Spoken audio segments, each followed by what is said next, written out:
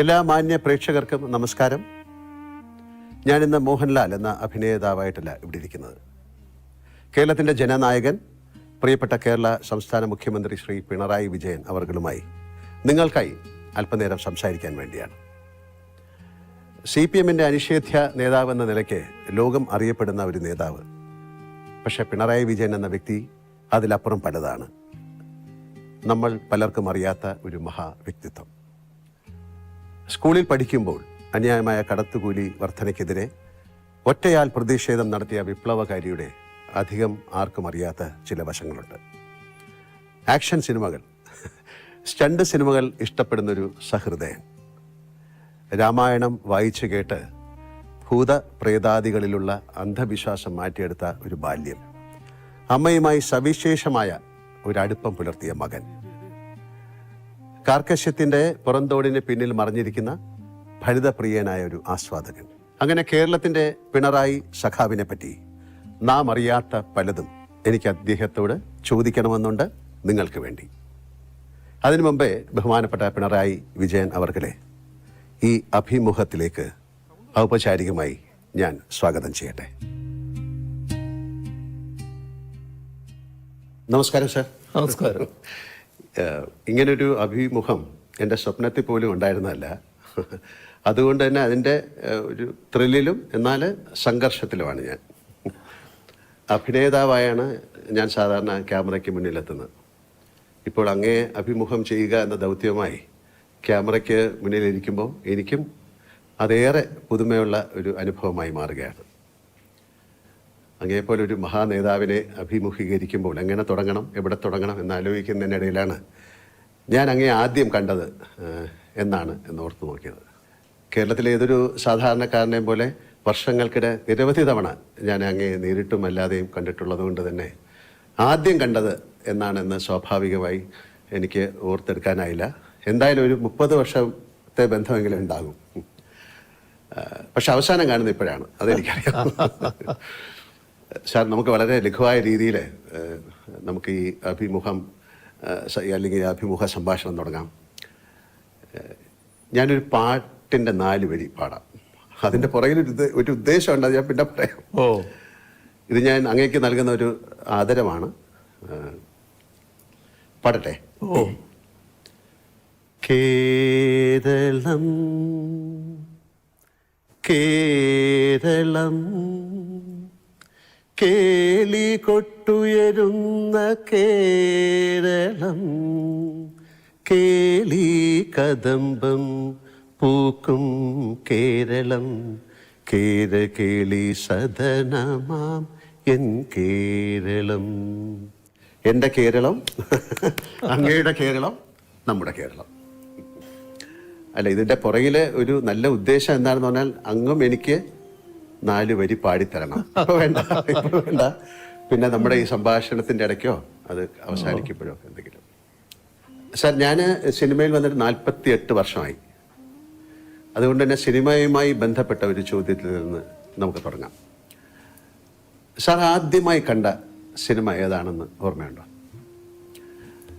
അത് വളരെ ചെറുപ്പത്തിലുള്ളതായതുകൊണ്ട് അത്ര ഓർമ്മയില്ല. ഇല്ല ഇല്ല ഇല്ല. അത് നാട്ടിൽ വെച്ചായിരിക്കും കണ്ടത്?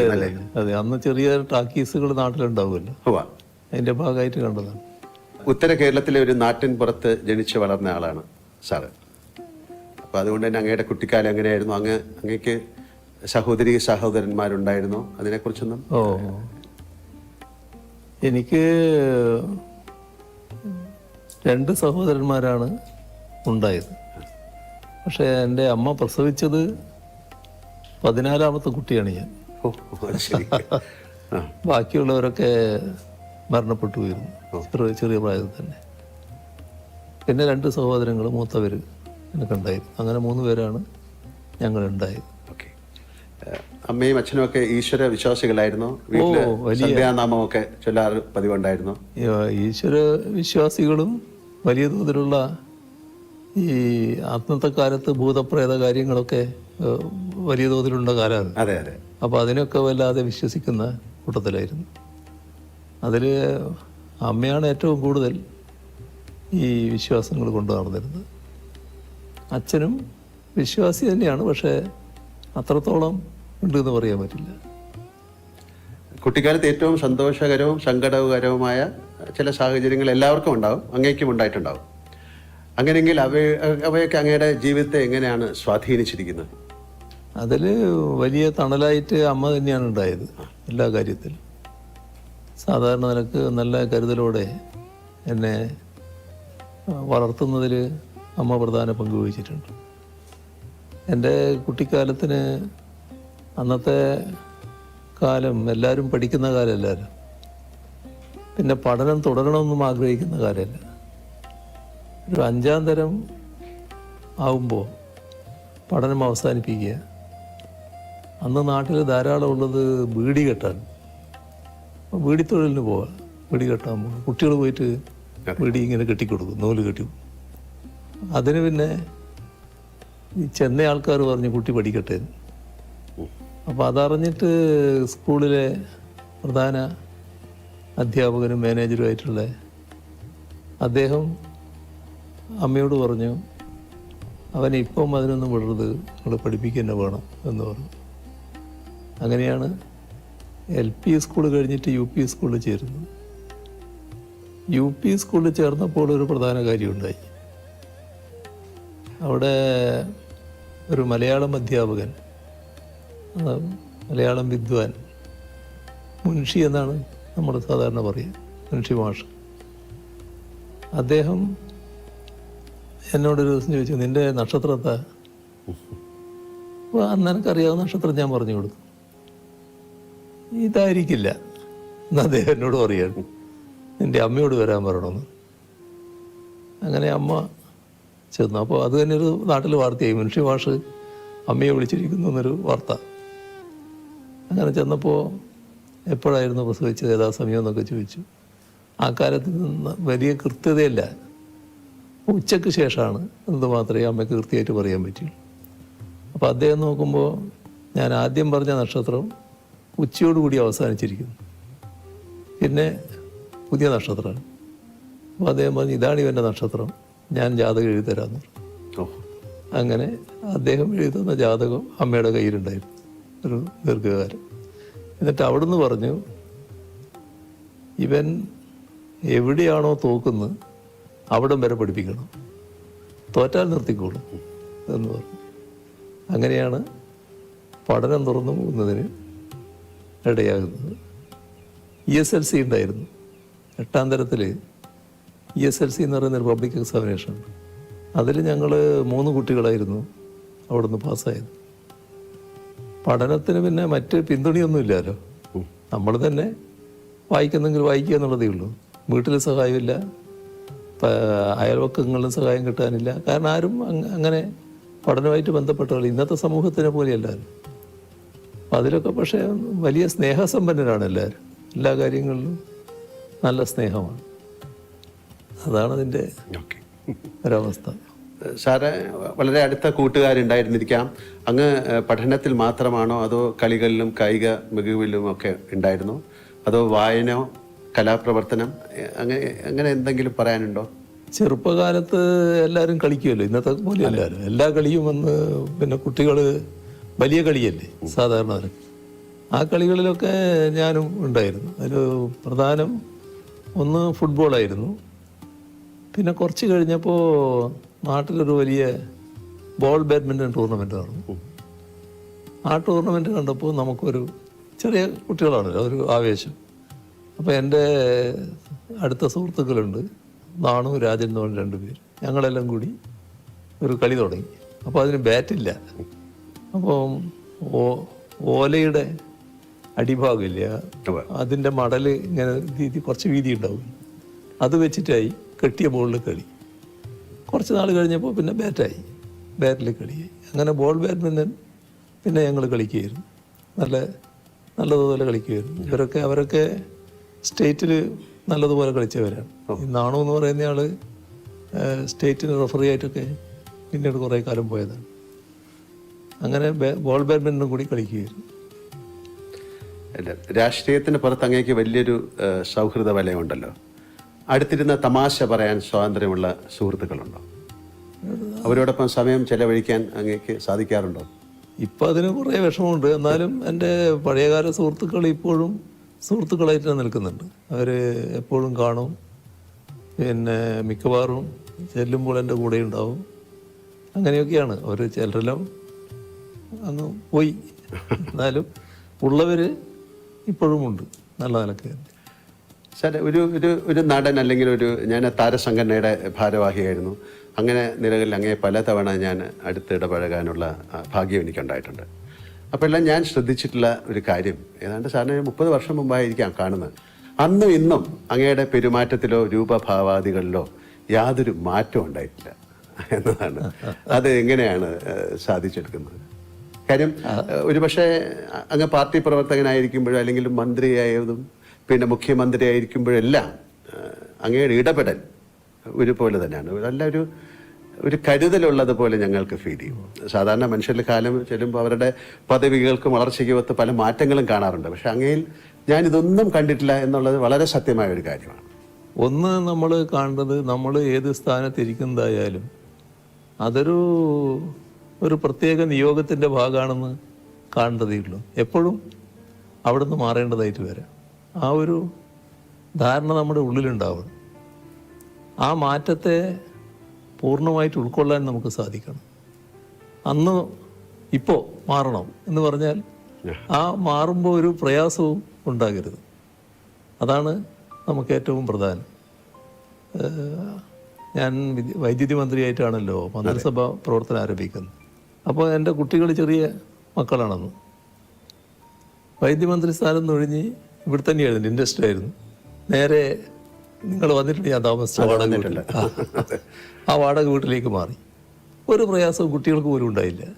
നല്ല എന്താണോ, അപ്പം നമ്മൾ എന്താണോ ഉള്ളത് അതുകൊണ്ട് ജീവിക്കാനും അതിൽ സന്തോഷിക്കാനും അതിൻ്റെ ഭാഗമായി മാറാനും കഴിയണം. എനിക്ക് അങ്ങനെ ഒരു നിലയാണ് എപ്പോഴും ഉള്ളത്. ഒരു വല്ലാതെ എന്തെങ്കിലും മോഹിക്കുന്ന കാര്യമില്ല. അതിൻ്റെ ഭാഗമായിട്ട് എപ്പോഴും സംതൃപ്തനാണ് ഞാൻ. ഇത് ബോധപൂർവം നിലനിർത്തുന്നതാണോ അതോ സ്വാഭാവികമായി സംഭവിച്ചാണോ അതോ കുട്ടിക്കാലത്ത് അമ്മയുടെ ആ ഒരു കരുതൽ അന്നത്തെ കുടുംബത്തിൻ്റെ ഒക്കെ ഒരു പശ്ചാത്തലത്തിൽ സംഭവിച്ചായിരിക്കും? അതെനിക്ക് തോന്നുന്നത് ചെറുപ്പത്തിൻ്റെ ഒരു സ്വാധീനമുണ്ട് അതിൽ. ഈ ചെറുപ്പത്തിൽ ധാരാളം ഈ മറ്റ് കഥകൾ വായിക്കുമായിരുന്നു.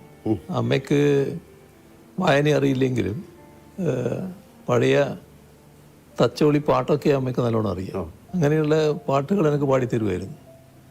എന്നാൽ ഞാൻ വായന പഠിച്ചതിന് ശേഷം രാമായണം, കൃഷ്ണപ്പാട്ട്, ഭാരതം അങ്ങനെയൊക്കെയുള്ളത് അമ്മയ്ക്ക് വായിച്ചു കൊടുക്കുമായിരുന്നു. അപ്പോൾ ആ വായനയിലൂടെ അന്ന് എന്നിലേക്ക് വന്നിട്ടുള്ള ചില ആശയങ്ങളുണ്ടാകും. അതെന്നെ സ്വാധീനിച്ചിട്ടുണ്ടാകും എന്നാണ് തോന്നുന്നത്.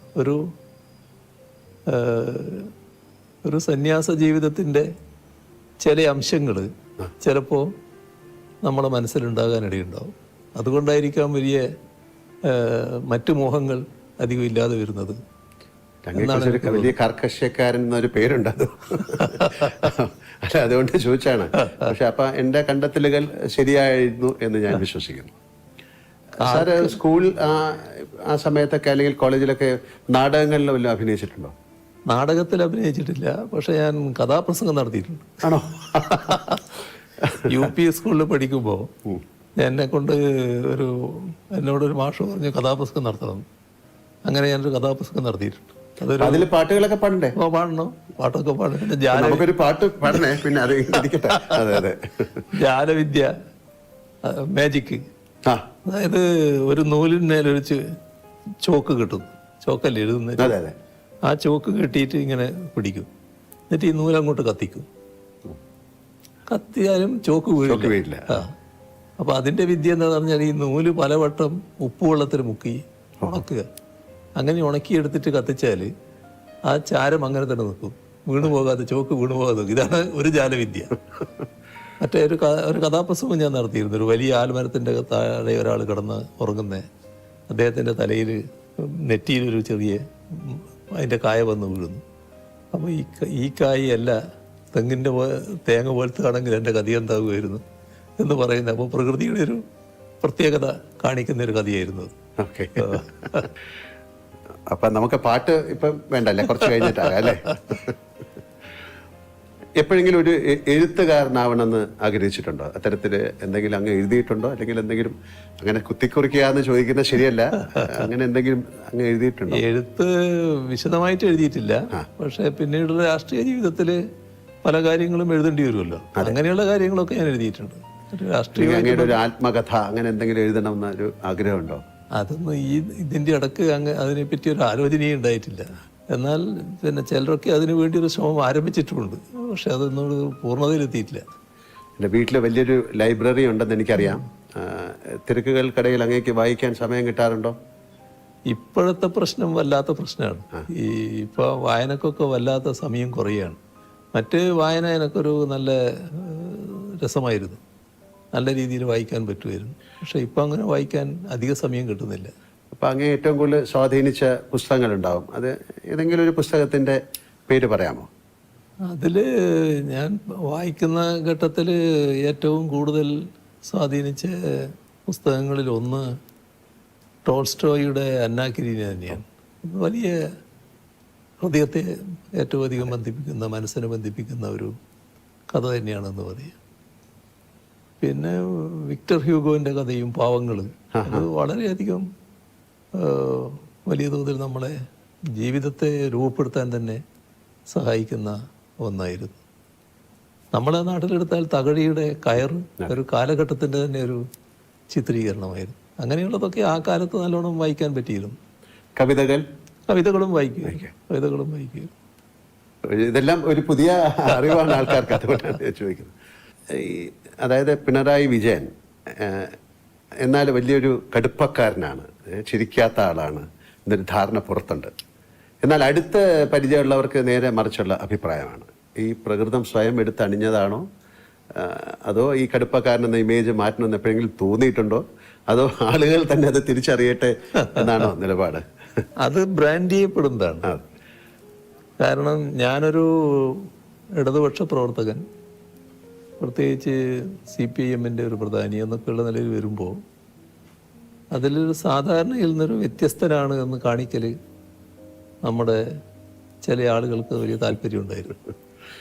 അതിൻ്റെ ഭാഗമായിട്ട് ഒരു മനുഷ്യന് പല ഭാവങ്ങളുണ്ടാവുമല്ലോ, അതിലേതെങ്കിലും ക്ഷോഭിച്ച ഭാഗമുണ്ടെങ്കിൽ അതായിരിക്കും കൊടുക്കുന്ന ചിത്രങ്ങൾ. അപ്പോൾ മറ്റ് സന്തോഷത്തിൻ്റെ നിമിഷങ്ങൾ അവരുടെ കയ്യിലുണ്ടാവും, പക്ഷെ അത് കൊടുക്കേണ്ടതില്ല എന്ന് അവർ വെക്കും. ഞാൻ പിന്നെ എന്നെപ്പറ്റി വരുന്ന വാർത്തകളിൽ അധികം അങ്ങനെ വ്യാകുലപ്പെടാറില്ല. അതിപ്പോൾ സ്വാഭാവികമായിട്ട് വരുന്നൊരു കാര്യമായിട്ട് ഞാൻ കാണാറില്ല. ഞാൻ പ്രതിദാനം ചെയ്യുന്ന പാർട്ടിയോടുള്ള എതിർപ്പിൻ്റെ ഭാഗമായി അത് എന്നിലൂടെ പ്രകടിപ്പിക്കുന്നു മാത്രമേ ഉള്ളൂ എന്ന നിലക്കാണ് ഞാനത് കാണാറ്. ഈ എതിർപ്പ് ഉയർത്തുന്നവരോടും ഒരു തരത്തിലുള്ള ഈർഷ്യയോ വിദ്വേഷമോ എനക്കൊട്ടുണ്ടാകാറുമില്ല. അവരവരെ രീതി സ്വീകരിക്കുന്നു എന്ന് മാത്രമേ കാണാറുള്ളൂ. അപ്പം അതുകൊണ്ട് തന്നെ ഏതെങ്കിലും ഒരു തെറ്റായ കാര്യം വന്നാൽ, ഇപ്പോൾ സാധാരണ രാഷ്ട്രീയ പ്രവർത്തകരായിട്ടുള്ള ആൾക്കാർ പല മാധ്യമങ്ങളെയും അപ്പം തന്നെ വിളിക്കും. എന്താ നിങ്ങളങ്ങനെ കൊടുത്തത്, ഇങ്ങനെ കൊടുത്തത് ശരിയാണോ എന്നൊക്കെ പറയും. ഇന്ന് വരെ ഒരാളെ ഞാൻ വിളിക്കാൻ പോയിട്ടില്ല. എന്ത് വാർത്ത വന്നാലും അതവിടെ നിന്നോട്ടെ എന്നുള്ളതാണ്. അങ്ങനെയൊരു പ്രകൃതമാണ് ഞാൻ സ്വീകരിച്ചു വരാറുള്ളത്. അത് വീട്ടിലെ ഒരു അച്ഛൻ മുത്തച്ഛൻ അല്ലേ? അപ്പൊ ഏത് തരത്തിലുള്ളൊരു സമീപനമാണ് കുട്ടികളോടോ പേരൊക്കെ? അത് വീട്ടിലെത്തിയാൽ ഞാൻ അവരുടെ സ്വന്തം ആള് തന്നെ, അതിനകത്ത് പ്രശ്നമില്ല. എൻ്റെ പുറത്തുള്ള എല്ലാ തിരക്കുകളും ഇപ്പൊ കുറച്ച് പ്രയാസമുണ്ട്. ഇപ്പൊ ഈ ദിവസങ്ങള് വല്ലാത്ത പ്രയാസങ്ങൾ. അതുവരെയുള്ള കാലം എടുത്താൽ വീട്ടിലെത്തിയാൽ ഞാൻ വീട്ടിൻ്റെ ഒരാളായിട്ട് അങ്ങ് മാറുകയാണ്. അതിന് ഒരു പ്രശ്നം ഉണ്ടാകാറില്ല. അത് കുട്ടികൾക്കും ഉണ്ടാകാറില്ല, വേറെ കുട്ടിക്കും ഒന്നും ഉണ്ടാകാറില്ല. അങ്ങനെ ഒരു അവസ്ഥയാണ്. സാർ, ഇന്നത്തെ തലമുറയിലെ കുട്ടികൾക്ക് പഴയ കാലത്തെ അപേക്ഷിച്ച് ഒരുപാട് അവസരങ്ങളുണ്ട്. ഈ സ്മാർട്ട് ഫോണ്, ആർട്ടിഫിഷ്യൽ ഇൻ്റലിജൻസ് അതൊക്കെ വന്നതോടുകൂടി അറിവ് സമ്പാദിക്കാൻ ഒരുപാട് വഴികളുണ്ട്. അത് പഴയ കാലം പോലല്ല. എങ്കിലും പുതിയ തലമുറ നേരിടുന്ന ഭയങ്കരമായ സമ്മർദ്ദങ്ങളുണ്ട്. ആ സമ്മർദ്ദങ്ങൾ വലുതാണ്. അവരോടൊരു ഒരു മുത്തശ്ശൻ എന്ന നിലയിൽ എന്താണ് അങ്ങേക്ക് പറയാനുള്ളത്? അല്ല, ഇന്നത്തെ കാലത്ത് ഈ പറഞ്ഞ കാര്യം ശരിയാണ്. കുട്ടികൾ വലിയ തോതിൽ വിവരങ്ങൾ അവരുടെ വിരൽത്തുമ്പിൽ കിടക്കുകയാണ്. ഒന്ന്, കുട്ടി എന്തെങ്കിലും കാര്യങ്ങൾ ചെയ്യാൻ തുടങ്ങുന്നതിന് മുൻപ് തന്നെ സാങ്കേതിക കാര്യങ്ങളാണ് ചെയ്തു തുടങ്ങുന്നത്, ഈ ഫോണും മറ്റും ആയിട്ട് ബന്ധപ്പെട്ടിട്ടുള്ള കാര്യങ്ങൾ. അപ്പോൾ ഫോണും മറ്റും വെച്ചുകൊണ്ടുള്ള ഒരുപാട് അത്ഭുതങ്ങൾ കാണിക്കുന്നവരാണ് നമ്മുടെ കുട്ടികൾ. പക്ഷെ അതിൽ ആ ലോകം വളരെ വലുതാണ്. എന്നാൽ അതിനകത്തുള്ള ചതിക്കുഴികളുണ്ട്. ആ ചതിക്കുഴികൾ തിരിച്ചറിയാൻ പറ്റണം. അപ്പോൾ അതിന് ചിലപ്പോൾ ചെറിയ കുട്ടികൾക്ക് എല്ലാ വഴിയും തിരിഞ്ഞു എന്ന് വരില്ല. അപ്പോൾ ഒന്നും അച്ഛനമ്മമാരിൽ നിന്നും മറച്ചു വെക്കാതിരിക്കുക എന്നുള്ളതാണ് ഏറ്റവും പ്രധാനം. സ്വകാര്യമായിട്ട് ചെയ്യാതിരിക്കുക. താൻ കാണുന്നത് സ്വകാര്യമായിട്ട് കാണണം എന്ന് നിർബന്ധമില്ലാതിരിക്കുക. അമ്മയോ അച്ഛനോ കാണുന്നതിന് ഒരു തടസ്സമില്ലാതിരിക്കുക. അങ്ങനെയൊരു നില വന്നാൽ കുട്ടിക്ക് തന്നെ എന്താണ് കാണാവുന്നത് കാണാത്തത് എന്നതിനെ പറ്റിയൊരു ധാരണയുണ്ടാക്കാൻ ഇടയാകും. അപ്പോൾ അച്ഛൻ്റെയും അമ്മയുടെയും ഭാഗത്ത് അച്ഛൻ്റെയും അമ്മയുടെയും ശ്രദ്ധയിൽപ്പെടാത്ത കാര്യങ്ങൾ അത് മറച്ചു വെച്ചുകൊണ്ട് ചെയ്യുന്നൊരു നില ചെറുപ്രായത്തിൽ സ്വീകരിക്കാതിരിക്കുക എന്നുള്ളതാണ് ഏറ്റവും പ്രധാനം. ഇപ്പം അങ്ങേ കാണാൻ വരുന്നവരെ സ്വീകരിക്കുന്നതിലും അവർക്ക് ഭക്ഷണം നൽകുന്നതിലും അങ്ങ് കാട്ടുന്ന വലിയ ആതിഥേയ മര്യാദ ഞാൻ പലപ്പോഴും കണ്ടിട്ടുണ്ട്. അത് മാതൃകയാക്കാൻ ഞാൻ പലരോടും പറഞ്ഞിട്ടുണ്ട്. ഈ ഒരു ശീലം അമ്മയിൽ നിന്നാണോ കിട്ടിയത്, അല്ലെങ്കിൽ കുടുംബ പശ്ചാത്തലത്തിൽ നിന്നാണോ കിട്ടിയത്? അത് അമ്മയുടെ കയ്യിൽ നിന്ന് തന്നെയായിരിക്കണം അത് കിട്ടിയത്. കാരണം ഞങ്ങൾ കുട്ടികൾ കോളേജിലൊക്കെ പഠിക്കുമ്പോൾ പിന്നെ ചില സുഹൃത്തുക്കളോട് കൂടി വീട്ടിൽ ചെന്നാൽ വലിയ തോതിൽ സൗകര്യങ്ങളൊന്നും വീട്ടിലൊന്നും ഉണ്ടാവില്ല. പക്ഷെ ഉള്ളത് വെച്ച് പെട്ടെന്ന് തന്നെ അമ്മ അവർക്ക് എന്തെങ്കിലും കൊടുത്തിരിക്കും, വളരെ പെട്ടെന്ന് കാര്യങ്ങൾ ഉണ്ടാക്കിയിട്ട്. അങ്ങനെയൊരു രീതി ചെറുപ്പത്തിലേ കണ്ടുവന്നിട്ടുണ്ട്. അതിൻ്റെ ഒരു ഭാഗമായിരിക്കാമെന്നാണ് തോന്നുന്നു. അങ്ങേക്ക് പാചകം ഇഷ്ടമാണോ? ജീവിതത്തിൽ എപ്പോഴെങ്കിലും അങ്ങ് അടുക്കളയിൽ കയറിയിട്ടുണ്ടോ? പാചകം ഒരു കലയാണ്. ആ കലയിൽ ഞാൻ അത്ര വിദഗ്ധനല്ല. പക്ഷേ ഇടയ്ക്ക് ഞാൻ ചായ ഉണ്ടാക്കുമായിരുന്നു. നേരത്തെ ചായ കുടിക്കുന്ന കാലത്ത് അത് ശീലിച്ചിരുന്നു. അതിനപ്പുറത്ത് ഇല്ല, ഒന്നിലേക്ക് കടക്കാൻ എനിക്ക് ധൈര്യം കിട്ടിയിട്ടില്ല. അപ്പം അങ്ങനെയാണെങ്കിൽ അങ്ങയുടെ പ്രിയപ്പെട്ട ഒരു ഭക്ഷണം എന്താണ്? ഞാൻ സാധാരണ പിന്നെ ഏത് ഭക്ഷണവും കഴിക്കുന്ന കൂട്ടത്തിലാണ്. പക്ഷേ ഇപ്പം അടുത്ത കാലത്തായിട്ട് ചില നിയന്ത്രണങ്ങൾ ഞാൻ തന്നെ വെക്കാറുണ്ട്. ഇന്ന് ചിലതേ കഴിക്കൂ, ചിലത് കഴിക്കില്ല എന്നൊക്കെ ഉള്ളത്. എന്നാൽ ഒരു ഭക്ഷണത്തോടും അപ്രിയമില്ല, ഒന്നും മാറ്റി നിർത്താറില്ല. എല്ലാം കഴിക്കുന്ന ഒരു കൂട്ടക്കാരനാണ് ഞാൻ. ചിലപ്പോൾ ഭാര്യ അല്ലെങ്കിൽ അമ്മ അങ്ങനെ ആരെങ്കിലും ഉണ്ടാക്കുന്ന ഭക്ഷണത്തോടായിരിക്കും കൂടുതൽ താല്പര്യം. അങ്ങനെയൊക്കെ അങ്ങനെ ഉണ്ടോ? എനിക്ക് തീർച്ചയായും അതാണ്. വീട്ടിലെ ഭക്ഷണമാണ് എനിക്ക് ഏറ്റവും താല്പര്യം. അതിൻ്റെ പ്രശ്നം എന്താണെന്ന് വെച്ചാൽ, വീട്ടിൽ നിന്ന് പുറത്തിറങ്ങി ഭക്ഷണം കഴിക്കുമ്പോൾ പലപ്പോഴും വീട്ടിലെ ഭക്ഷണത്തെ പറ്റി താരതമ്യപ്പെടുത്തി പോകും. അതെപ്പോഴും എനിക്ക് താല്പര്യം വീട്ടിലെ ഭക്ഷണം തന്നെയാണ്. അമ്മയെപ്പറ്റി നമ്മൾ ഒരുപാട് സംസാരിച്ചു. അമ്മ എന്നത് ഒരു കൺകണ്ട ദൈവമാണ്. അങ്ങയുടെ അമ്മയെപ്പറ്റി, ആ ആത്മബന്ധത്തെപ്പറ്റി അങ്ങേക്ക് എന്തെങ്കിലും കൂടുതൽ പറയാനുണ്ടോ? അമ്മയുടെ വേർപിരിയലാണ് പറയാനുള്ളൊരു ഭാഗം. അതായത് അന്ന് ഞാൻ തിരുവനന്തപുരത്താണ്. തിരുവനന്തപുരത്ത് പാർട്ടി സെക്രട്ടേറിയറ്റ് മെമ്പറായിട്ട് ഫുള്ളായിട്ട് ഇവിടെ നിൽക്കുന്ന സമയം. അപ്പോൾ ഒരു ദിവസം, എല്ലാ ദിവസവും വീട്ടിൽ നിന്ന് സംസാരിക്കും. ഒരു ദിവസം ഭാര്യ വിളിച്ചപ്പോൾ ചെറിയ സംസാരത്തിലൊരു വ്യത്യാസം പോലെ തോന്നി. അത് അമ്മയുടെ പിന്നെ ആരോഗ്യസ്ഥിതി പറയുമായിരുന്നു. നല്ല അവശത ഉണ്ടായിരുന്നു അപ്പോൾ. മറ്റൊന്നും പറഞ്ഞില്ല, പക്ഷെ എനിക്ക് തോന്നി എന്തോ ഒരു പ്രശ്നമുണ്ട്. അപ്പോൾ ആ കാലത്ത് ചടയം ഗോവിന്ദനാണ് സെക്രട്ടറി. അപ്പോൾ ഞാൻ പറഞ്ഞ് എന്തോ ഒരു പ്രശ്നമുണ്ടെന്ന് തോന്നുന്നു, ഞാനൊന്ന് പോയിട്ട് വരാമെന്ന് പറഞ്ഞ് അങ്ങനെ വൈകുന്നേരം വീട്ടിലേക്ക് പോയി. രാവിലെ അവിടെ എത്തി. വീട്ടിലെത്തി. അപ്പോൾ അമ്മ അവിടെ കിടന്നിട്ടുണ്ട്. അവിടെ നിന്ന് എഴുന്നേറ്റിരുത്തി എൻ്റെ ദേഹത്തിങ്ങനെ ചാരിയിരുന്ന് ലേശം വെള്ളം കൊടുത്തു. ആ വെള്ളം കുടിച്ചു. അവിടെ കഴിഞ്ഞു. വേണ്ടി അതെ. അപ്പോൾ അതാണ് അതിൻ്റെ പ്രത്യേകത. അത് കഴിഞ്ഞിട്ട് എനിക്കറിയാം അമ്മ ഏത് നിമിഷവും മരണപ്പെടും എന്നൊക്കെ നമുക്കറിയാമല്ലോ. പക്ഷേ ഞാനും വൈഫും മാത്രമേ ആ സമയത്തുള്ളൂ, മറ്റാരുമില്ല. അപ്പോൾ ഞാൻ പുറത്തിറങ്ങിയിട്ട് ആളോട് പറയണമല്ലോ. പുറത്തിറങ്ങി ഒരാൾ മുമ്പിൽ വന്ന് വിട്ടു, ഒരു നാണു എന്ന് പറയുന്നയാൾ. പക്ഷെ ഒരക്ഷരം വാക്കിങ്ങോട്ട് വരുന്നില്ല, പറയാൻ പറ്റുന്നില്ല. അപ്പോൾ അദ്ദേഹത്തിന് മനസ്സിലായി അതങ്ങനെയൊരു ബന്ധമായിരുന്നു. അതായത് ഞാൻ കേട്ടിട്ടുണ്ട് അമ്മയുടെ മടിയിൽ തലവെച്ച് കിടന്ന് അങ്ങനെ രാമായണം കേൾക്കുന്നത്. അങ്ങക്ക് ഭൂത പ്രേത ശാരീരിക്കലൊക്കെ പേടിയായിരുന്ന സമയത്ത് അങ്ങനെയല്ലേ കുട്ടികൾ? ഭയങ്കര പേടിയായിരുന്നു, ചെറിയ പേടിയല്ല.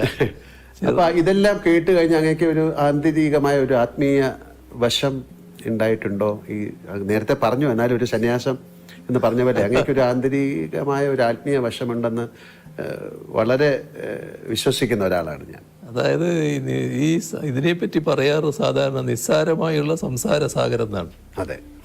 അപ്പൊ അങ്ങനെയൊരു തോന്നലാണ് ആ ചെറുപ്പകാലത്ത് എനിക്ക് ഉള്ളത്. അതിൻ്റെ ഭാഗമായിട്ട് കുറേ ആ സ്വാധീനം എന്നിലുണ്ടാവും തന്നെയാണ് തോന്നുന്നത്.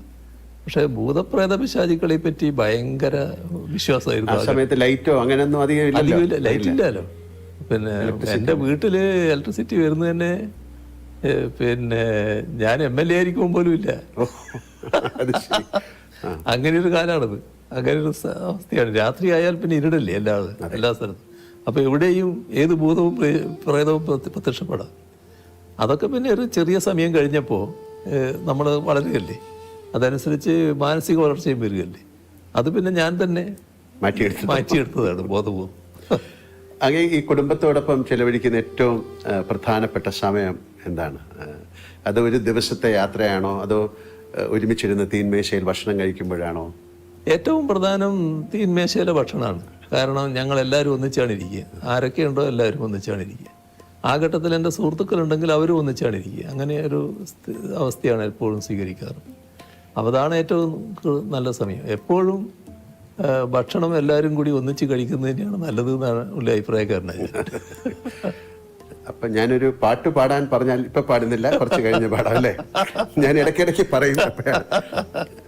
സാറിൻ്റെ പിന്നെ മക്കളോ പേരക്കുട്ടിയോ അങ്ങയോട് പറയുന്നൊരു സൂപ്പർ ഹീറോ കഥകളൊക്കെ ഉണ്ടോ? അങ്ങനെ ഒന്ന് പറയാറുണ്ടോ? ചെറിയ കുട്ടിയായിരിക്കുമ്പം പേരക്കുട്ടിക്ക് വലിയ ഹീറോകളെ പറ്റി വലിയ അഭിപ്രായങ്ങളുണ്ടായിരുന്നു. ഒരുപാട് ആളുകളെ പറ്റി പറയുന്നത് അങ്ങോട്ട് വന്ന് സംസാരിക്കും. അതെ. ഈ ഒഴിവുവേളകളില്ല അങ്ങനത്തെ ഒരാളാണെന്ന് എനിക്കറിയാം. എന്നാലും ചോദിക്കുകയാണ്, വീണ് കിട്ടിയ ഒഴിവുവേളകളിൽ എന്ത് ചെയ്യാനാണ് ഇഷ്ടം? അല്ല, ഒഴിവുവേള ഉണ്ടെങ്കിൽ വായന നല്ല ഇഷ്ടമാണ്. പിന്നെ ചില ഘട്ടത്തിൽ പിന്നെ ടി വിയിൽ ഇപ്പോൾ സിനിമയൊക്കെ വരുന്നുണ്ടല്ലോ, ചില ഘട്ടത്തിൽ അത് കാണും. അങ്ങനെയൊക്കെയുള്ള കാര്യങ്ങൾ ഞാൻ ചെയ്യും. കുടുംബത്തോടൊപ്പം യാത്ര ചെയ്യാറുണ്ട്. അങ്ങനത്തെ മറക്കാനാവാത്ത യാത്രകളുണ്ടോ? യാത്ര എനിക്കിഷ്ടമാണ്, യാത്ര ചെയ്യാറുണ്ട്. അതിൽ ഏറ്റവും പ്രധാനപ്പെട്ട യാത്ര, ഒരു മറക്കാനാവാത്ത യാത്ര എന്ന് പറയുന്നത് എൻ്റെ സിംഗപ്പൂർ യാത്രയാണ്. ഞാനും വൈഫും മകളും എല്ലാം കൂടി പിന്നെ ഒരു യാത്ര നേരത്തെ ഉണ്ടായിരുന്നു. അപ്പോൾ അത് ഇത് കഴിഞ്ഞപ്പോഴാണ്, നമ്മുടെ വൈദ്യുതി മന്ത്രി സ്ഥാനം പോയപ്പോഴാണ്. അപ്പോൾ എൻ്റെ കയ്യിൽ ആ സമയത്തുള്ള യാത്ര ചെയ്യുമ്പോൾ നമുക്ക് കിട്ടുന്ന പോയിന്റ്സ് ഉണ്ട്. അതെ. അപ്പോൾ അത് ഉപയോഗിച്ചാണ് ഇവിടത്തേക്ക് പോകുന്നത്.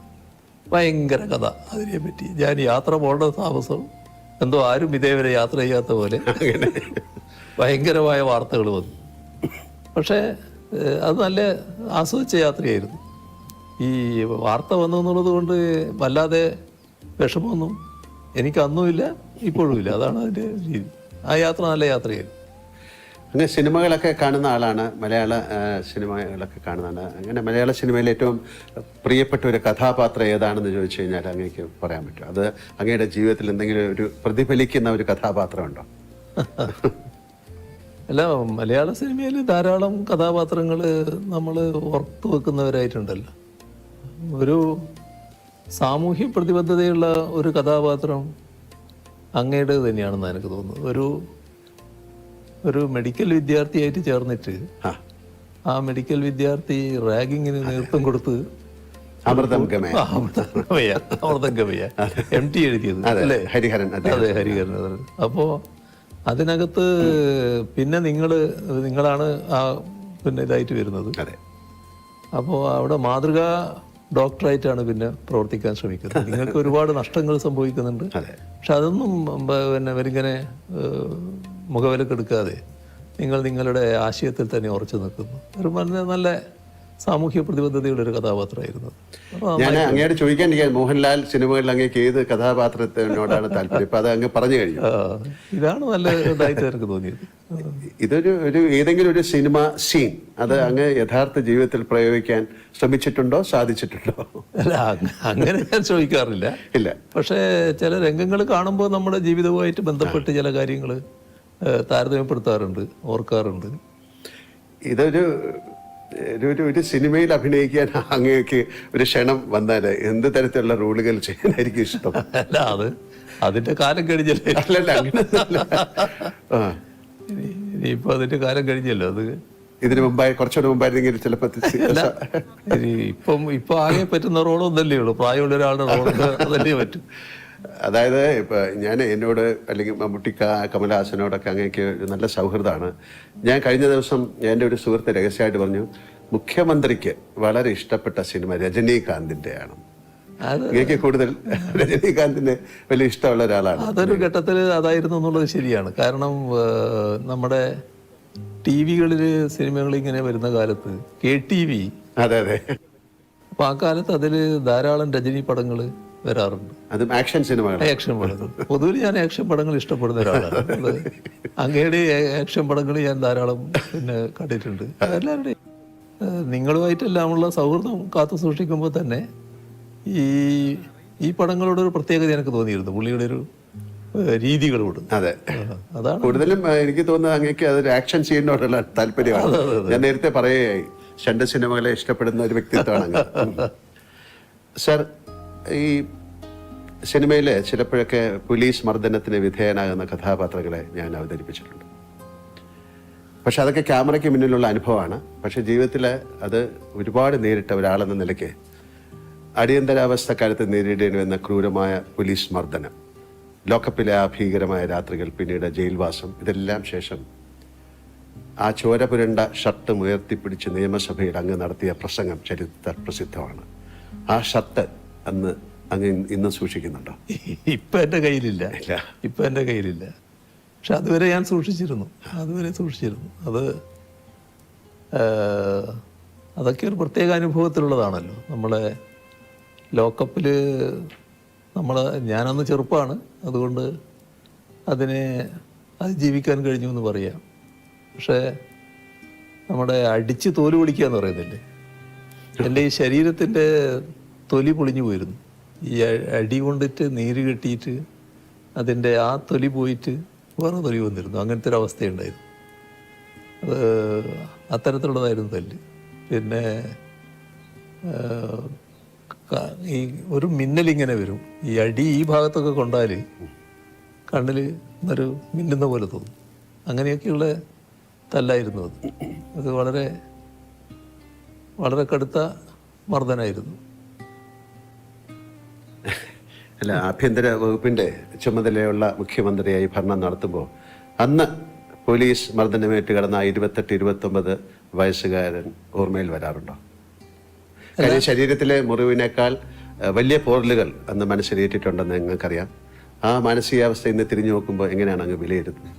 അല്ല, അത്തരം ഒരവസ്ഥ ഉണ്ടാകാതിരിക്കുക എന്നുള്ളതാണ് പൊതുവിൽ ഞാൻ ആഗ്രഹിക്കുന്നത്. അതുകൊണ്ട് തന്നെ ലോക്കപ്പിലുള്ള മർദ്ദനത്തോട് ഒരു ദയയും കാണിക്കാറില്ല. അത്തരം ഉദ്യോഗസ്ഥരോട് കടുത്ത സമീപനം സ്വീകരിക്കുന്ന നിലയാണ് സ്വീകരിച്ചു പോകാറ്. ഏതെങ്കിലും തരത്തിൽ ഒരു ലോക്കപ്പ് മർദ്ദനത്തിൻ്റെ ഭാഗമായിട്ട് ഒരാൾ മരണപ്പെട്ടു എന്നൊരു കേസ് വന്നാൽ നമ്മളത് ഇവിടെ പോലീസ് അന്വേഷിക്കാൻ പാടില്ല എന്നുള്ള നില തന്നെ എടുത്തിരിക്കുകയാണ്. അത് ഉടനെ CBIക്ക് കൊണ്ടുവന്നാണ്. കാരണം ഇവിടുത്തെ ഏജൻസി തന്നെ അന്വേഷിക്കാൻ പാടില്ല എന്ന നിലപാടാണ് എടുത്തിട്ടുള്ളത്. അത് ആ നില തന്നെ സ്വീകരിച്ചു പോവുകയാണ്. അതെല്ലാം ഇതിൻ്റെ ഭാഗം തന്നെയാണ്. അത് നിസ്സഹായരായ മനുഷ്യനെ ക്രൂരമായി മർദ്ദിക്കുന്നതിനോട് ഒരു തരത്തിലും യോജിക്കാനാവില്ല. അങ്ങ് നേരത്തെ പറഞ്ഞൊരു കാര്യമാണെങ്കിലും ഏത് രംഗത്ത് പ്രവർത്തിക്കുന്നവരാണെങ്കിലും ഇന്ന് നേരിടുന്ന ഒരു ദുരവസ്ഥ വ്യക്തിപരമായ അധിക്ഷേപങ്ങളും വ്യാജ ആരോപണങ്ങളും നേരിടേണ്ടി വരുന്നു എന്നതാണ്. അത് രാഷ്ട്രീയ രംഗത്ത് മാത്രമല്ല, കലാരംഗത്തും ഒക്കെ ഉണ്ട്. വ്യക്തിപരമായ അധിക്ഷേപങ്ങളെ അങ്ങ് ഒരുപാട് നേരിട്ടിട്ടുമുണ്ട്. ഇങ്ങനെ പതരാതെ നേരിടാൻ പ്രാപ്തനാക്കിയത് അങ്ങയുടെ രാഷ്ട്രീയ പശ്ചാത്തലമാണോ, അത് മറ്റു ജീവിതാനുഭവങ്ങളാണോ? അത് നമ്മുടെ മനസ്സെപ്പോഴും ക്ലീൻ ആയിരിക്കണം. നമ്മുടെ മനസ്സിലൊരു കുറ്റബോധം ഉണ്ടാകരുത്. നിങ്ങളൊരു ആരോപണം ഉയർന്നു വരുമ്പോൾ ആ ആരോപണത്തിൻ്റെ ഭാഗമായുള്ള എന്തെങ്കിലും ഒരു അംശത്തിൻ്റെ പങ്കാളിത്തം നമുക്കുണ്ടെങ്കിൽ നമുക്കൊരു കുറ്റബോധം വരും. ഒന്നുമില്ലാത്തൊരു കാര്യം പറഞ്ഞു കേൾക്കുമ്പോൾ അതിനൊരു ചിരിയോടെ നേരിടാൻ നമുക്ക് സാധിക്കും. ഇപ്പോൾ എന്തെല്ലാം ആരോപണങ്ങൾ വന്നിരിക്കുന്നു. ഒരു ഘട്ടത്തിൽ കേരളത്തിലെ ഒരുപാട് സ്ഥലങ്ങൾ എൻ്റെ പേരിലുള്ളതാണെന്ന് വന്നിരുന്നു. ഒരു വീട് തന്നെ കാണിച്ചുകൊണ്ട് അത് എൻ്റെ വീടാണ് എന്ന് മറ്റൊരാളുടെ വീട് എൻ്റെ വീടാണെന്ന് കാണിച്ചുകൊണ്ട് വാർത്തകൾ വന്നു. ആ വീട്ടുടമ തന്നെയാണ് എന്നെ അറിയിക്കുന്നത്, ഇതെൻ്റെ വീടാണ്, നിങ്ങളുടെ വീടല്ല, ഇങ്ങനെയാണ് വാർത്ത വന്നിട്ടുള്ളത്. പിന്നെ സിംഗപ്പൂര് കമല ഇൻ്റർനാഷണൽ, അതെ, അങ്ങനെ ഒരു കമ്പനിയുണ്ട്, ഒരു ഇങ്ങനെയുള്ള ഒരുപാട് വാർത്തകൾ. അപ്പോൾ അതൊന്നും നമ്മളെ ബാധിക്കുന്നില്ല, ഒരു തരത്തിലും ബാധിക്കേണ്ട കാര്യമില്ല. അതിന് എന്നെ പ്രേരിപ്പിക്കുന്ന കാര്യം എന്താന്ന് പറഞ്ഞാൽ, അല്ലെങ്കിൽ എന്നെ അങ്ങനെ ഒരു രൂപത്തിലേക്ക് എത്തിക്കുന്നത്, തെറ്റുകൾ നമ്മൾ ചെയ്യരുത്. എൻ്റെ പൂർണ്ണമായ വിശ്വാസം ഇതേവരെയുള്ള എൻ്റെ ജീവിതത്തിൽ എന്തെങ്കിലും തരത്തിലുള്ള ഒരു തെറ്റ് ഞാൻ ചെയ്തു എന്ന് എനിക്ക് ബോധ്യമില്ല. അതുകൊണ്ട് തന്നെ എനിക്ക് നല്ല രീതിയിൽ മുന്നോട്ട് പോകാൻ പറ്റും. പക്ഷേ നമ്മുടെ സമൂഹത്തിൽ വലിയ തെറ്റായ ധാരണകൾ നിലനിൽക്കുന്നുണ്ട് നമ്മൾ കാണണം. ഇപ്പോൾ ഒരു അനുഭവം ഞാൻ പറഞ്ഞാൽ, മുൻപ് അന്ന് ഞാൻ മന്ത്രിയൊന്നുമല്ല, ഞാൻ പിന്നെ പാർട്ടിയുടെ ഒരു പ്രധാനിയായിട്ട് നിൽക്കുന്ന കാലമാണ്. അങ്ങനെ ഒരാൾക്ക് ഒരു ട്രാൻസ്ഫർ വേണം, ഒരാളുടെ മകനാണ്, പാവപ്പെട്ടൊരു മനുഷ്യനാണ്. അയാൾ എൻ്റെ അടുത്ത് വന്നു, ഞാനത് ബന്ധപ്പെട്ട ആളെടുത്ത് പറഞ്ഞു, കൊടുക്കാമെന്ന് പറഞ്ഞു. അങ്ങനെ ഒരു ഇടയ്ക്ക് നാട്ടിൽ ചെല്ലുമ്പോഴാണ് ഇത് വരുന്നത്. ഇദ്ദേഹമാണെങ്കിൽ ഞാനുമായിട്ട് വളരെ അടുത്ത ബന്ധമുള്ള ആളാണ്. എനിക്ക് വീട്ടിലെത്താൻ വേണ്ടി ചിലപ്പോൾ പുഴ കടന്നു പോകണം. ഇപ്പോൾ രാത്രി ഇപ്പോൾ ചിലപ്പോൾ 11 മണി വന്ന് അങ്ങനെയൊക്കെ ആയിട്ട് വരുമ്പോൾ ഇദ്ദേഹത്തെ പോയി വിളിച്ചിട്ട്, ഇദ്ദേഹമാണ് തോണി എന്നാണ് നമ്മൾ പറയുക, വഞ്ചിക്ക്, ആ തോണിയിൽ ഇങ്ങോട്ട് കടത്തുന്നത്. അങ്ങനെ ബന്ധമുള്ള ഒരാളാണ്. ചെറുപ്പം മുതലേ എന്നെ അറിയുന്ന ആളാണ്. പക്ഷേ ഒരു 2-3 തവണ ഇദ്ദേഹം വന്നതിന് ശേഷം ഒരു ദിവസം എന്നോട് പറയുകയാണ്, അല്ല ഞാൻ എന്തെങ്കിലും വേറെ ചെയ്യേണ്ടതുണ്ടെങ്കിൽ ചെയ്യാം എന്ന് പറയും. അപ്പോൾ എനിക്കത് പെട്ടെന്ന് എനിക്ക് മറ്റൊരു തോന്നലും ഉണ്ടാകുന്നില്ല. നിങ്ങൾ എന്ത് ചെയ്യാനാണ്, ഇതിൻ്റെ അകത്ത് ചെയ്യാൻ വേണ്ട കാര്യങ്ങൾ പറഞ്ഞിട്ടുണ്ടല്ലോ. അല്ല ഞാൻ മറ്റെന്തെങ്കിലും വീണ്ടും പറഞ്ഞപ്പോൾ എനിക്കൊരു സംശയമായി. എന്താ നിങ്ങൾ പൈസയായിട്ടാണോ ഉദ്ദേശിക്കുന്നത് ചോദിച്ചേ? അതെ. അപ്പോൾ ഞാൻ കുറെ കൂടി മാറ്റാം. അപ്പോൾ ഞാൻ പറഞ്ഞു, നമുക്ക് ഇവിടെ നിർത്താം, എഴുന്നേറ്റ് ഇറങ്ങിക്കോളൂ എന്ന് പറഞ്ഞു. അതത്രയും ഞാനിപ്പോൾ നിങ്ങളോട് പറയുന്നുള്ളൂ, മറ്റൊന്നും നിങ്ങളായതുകൊണ്ട് ഞാൻ പറയുന്നില്ല, നിങ്ങളിപ്പോൾ ഇറങ്ങിക്കോളൂ. അപ്പോൾ പിന്നെ അദ്ദേഹം പോയി അവിടെയുള്ള ആൾക്കാരോട് ഞാനൊക്കിങ്ങനെ അബദ്ധം പറ്റിപ്പോയി ഇങ്ങനെ പറഞ്ഞു എന്നൊക്കെ. എനിക്ക് പിന്നെയും വിരോധമില്ല. പിന്നെ ആ പാവത്തിൻ്റെ മകന് പിന്നെ ട്രാൻസ്ഫർ കിട്ടുകയും ചെയ്തു, ഒരു കോർപ്പറേഷൻ്റെ ഭാഗമായി ചെയ്യേണ്ടതായിരുന്നു. അപ്പോൾ അതാണ് നമ്മുടെ നാട്ടിലൊരു ധാരണ. ഇത് ഇങ്ങനെ നമ്മളെ ചെറുപ്പത്തിലെ അറിയുന്ന ആൾക്ക് പോലും ഇങ്ങനെ തോന്നുകയാണ്, ഇങ്ങനെ ചെയ്യാൻ പറ്റൂലേ. അത് നാടിൻ്റെ ഒരു രീതിയായിട്ട് വന്നിട്ടുണ്ട്. പക്ഷെ അതിൽ നിന്ന് വ്യത്യസ്തമായിട്ട് തന്നെ നിൽക്കാൻ അന്നും കഴിഞ്ഞിട്ടുണ്ട്, ഇന്നും കഴിയുന്നുണ്ട്, നാളെയും അതിന് മാറ്റം വരില്ല എന്ന് തന്നെയാണ് എൻ്റെ ഒരു പൂർണ്ണ ബോധ്യം. അങ്ങ് ജീവിതത്തിൽ ഏറ്റവും എപ്പോഴെങ്കിലും ഒരു കരഞ്ഞു പോയ സന്ദർഭമുണ്ടോ? അമ്മയുടെ മരണം അതല്ലാതെ? അത് നമ്മളെ വല്ലാതെ വേദനിപ്പിച്ച സംഭവങ്ങൾ ധാരാളമുണ്ട്. അത് വേദനിപ്പിച്ച ധാരാളം സംഭവങ്ങളുണ്ട്. ഇപ്പോൾ ഏറ്റവും അധികം വിഷമം തോന്നുന്നത് നമ്മുടെ ഒന്നിച്ചുള്ളവരും നമ്മളെ വിട്ടുപിരിയുമ്പോൾ, നമുക്ക് ശേഷം വിട്ടുപിരിയേണ്ടവരാണെന്ന് കരുതുന്നവർ വിട്ടുപിരിയുമ്പോൾ ഒക്കെ ഉണ്ടാകുന്ന പ്രയാസങ്ങളുണ്ടല്ലോ.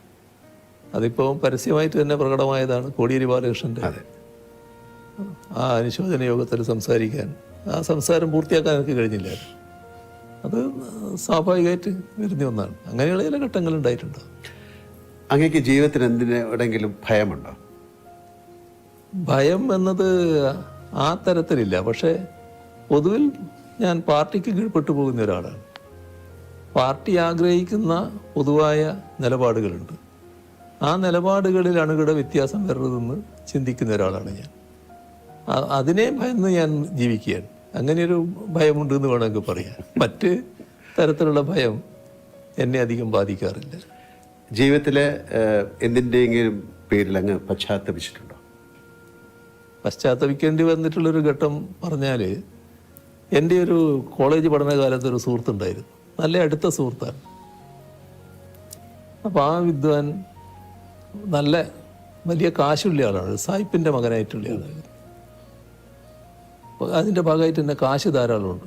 അന്ന് ഈ ട്രൗസറിൻ്റെ പോക്കറ്റിൽ നിന്ന് 100 നോട്ടുകൾ എടുക്കുന്ന ഒരു വിദ്വാനാണ്. അങ്ങനെ കാശുണ്ടാകുന്ന ഒരു വിദ്വാൻ.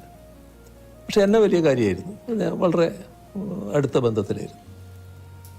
മദ്യപാനത്തിലേക്ക് നീങ്ങി പുള്ളി. അപ്പം ഞാനന്ന് ഒരു വിദ്യാർത്ഥി പ്രവർത്തകനൊക്കെ ആയിട്ട് മാറിയിട്ടുള്ള കാലമാണ്. അപ്പം ഞാൻ പറഞ്ഞു അത് ശരിയല്ലേ, ഇത് മദ്യം ഉപയോഗിക്കാൻ പാടില്ല എന്ന് പറഞ്ഞു. പക്ഷെ അത് വല്ലാതെ പരിധി വിട്ട് പ്രയോഗിക്കുന്നവരെ വന്നു. അപ്പോൾ പിന്നെ ഞാൻ ആ ബന്ധം അങ്ങ് വിച്ഛേദിച്ചു.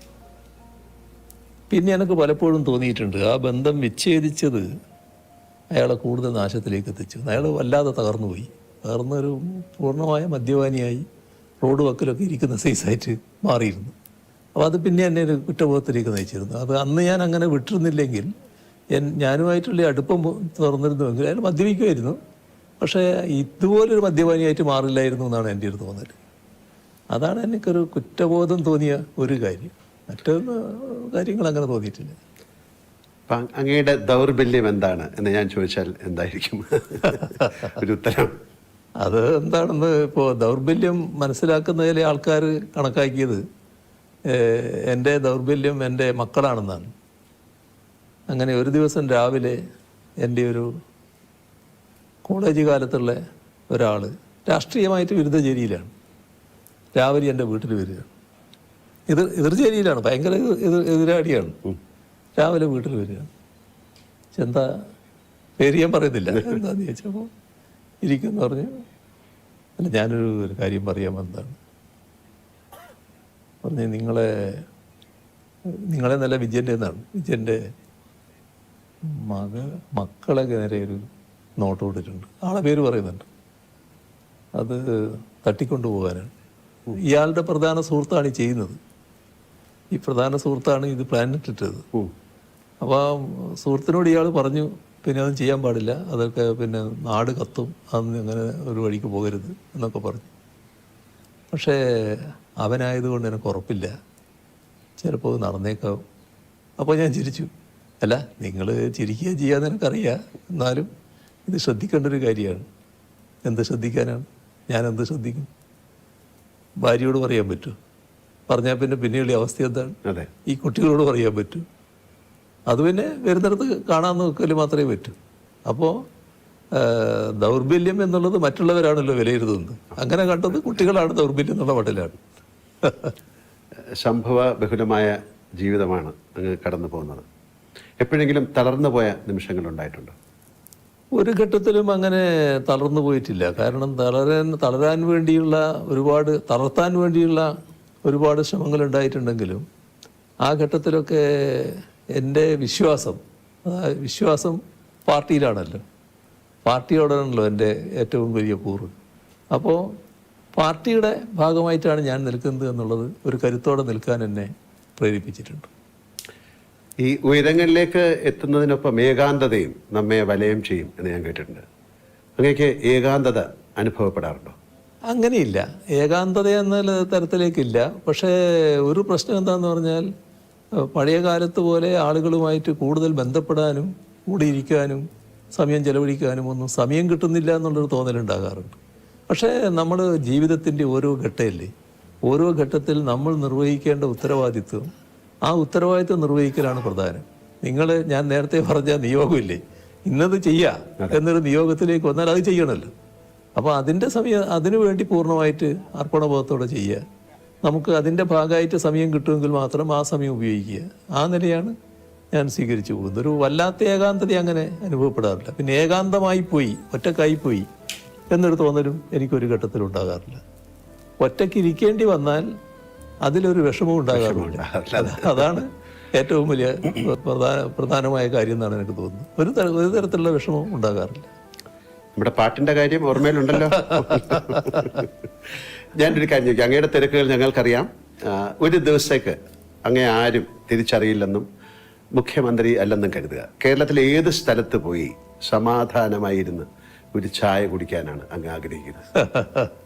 അല്ല, അത് ഏറ്റവും ഇഷ്ടപ്പെടുന്ന സ്ഥലം എൻ്റെ വീട് തന്നെയാണല്ലോ.